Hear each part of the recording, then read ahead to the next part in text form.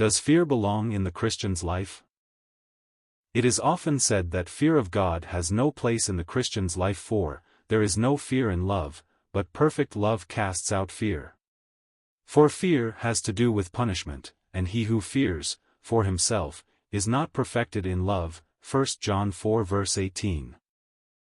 But there are many commandments to fear in the New Testament. For example, Romans 11 verse 20, they, the Jews, were broken off because of their unbelief, but you stand fast only through faith.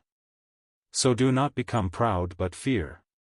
Similarly, Hebrews 3 verse 12 warns against unbelief, although the word fear is not used. Take heed, brothers, lest there be in any of you an evil unbelieving heart leading you to fall away from the living God. Other texts admonishing fear, 1 Peter 1:17, 2:17, Philippians 2 verses 12 to 13, Luke 12 verse 5, Isaiah 66 verse 2, Acts 9 verse 31, 2 Corinthians 5:11, 7:1, etc. But we shouldn't get the idea that the writers of the New Testament are taking sides here, some in favor of fear, Paul, Hebrews, and some against, John. For even though Romans 11 verse 20 admonishes fear, Romans 8 verse 15 says, "For you did not receive the spirit of slavery to fall back into fear, but you have received the spirit of sonship."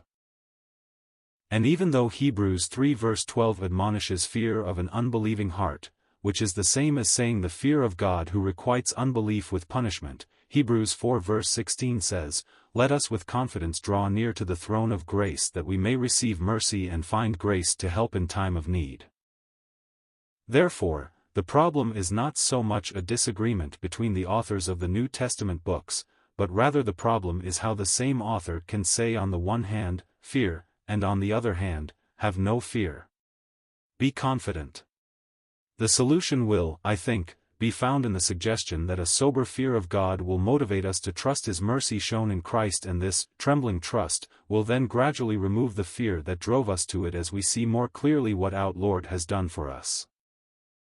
I was reading Lewis' Anthology of George MacDonald and found some helpful comments.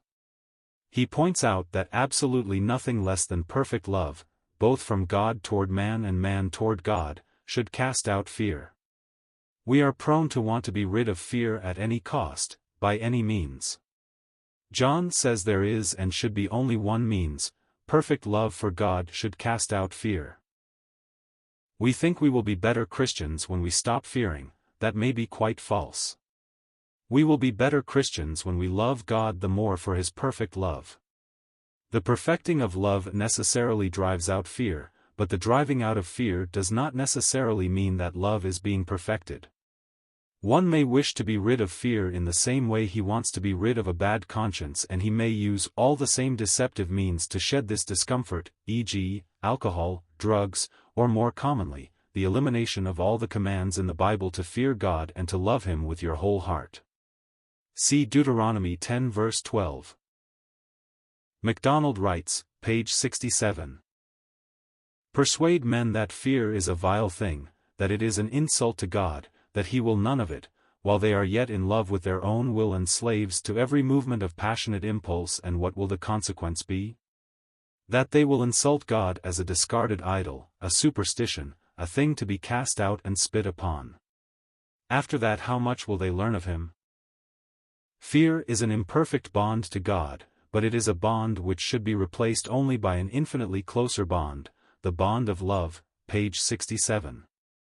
Nothing else should cast out fear. Should fear, then, play a role up to a certain point and never again in the Christian life? The point after which fear will have no proper place in the Christian's life is the point at which his love is perfected. But none of us is yet perfected in love, none of us is without moments in which his delight in God fades and the things which are seen become deceptively attractive. In these moments we are in need of a warning from Paul, Romans 11 verse 20, or from Hebrews 3:12, or from Jesus, Luke 12 verse 5. In these moments we ought not to be completely free from fear, because we are not completely controlled by love for God, that is, we are not living completely by faith. But the fear that we are to feel as Christians is itself a work of grace. It is a fear which casts us back into love for God and trust in His mercy, and thus destroys itself.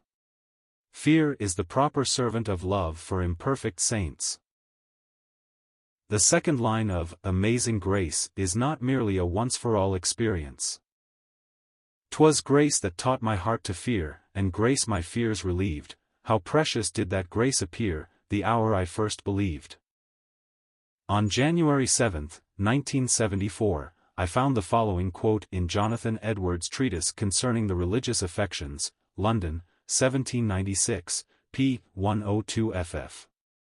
I think it states just what I am trying to say. "So hath God contrived and constituted things in His dispensations toward His own people that when their love decays and the exercises of it fail or become weak, fear should arise, for then they need it to restrain them from sin and to excite them to care for the good of their souls and so to save them up to watchfulness and diligence in religion. But God hath so ordered that when love rises and is in vigorous exercise, then fear should vanish and be driven away, for then they need it not. Having a higher and more excellent principle in exercise to restrain them from sin and stir them up from their duty. There are no other principles which human nature is under the influence of that will ever make men conscientious but one of these two, fear or love, and therefore if one of these should not prevail as the other decayed, God's people when fallen into dead and carnal frames, when love is asleep would be lamentably exposed indeed.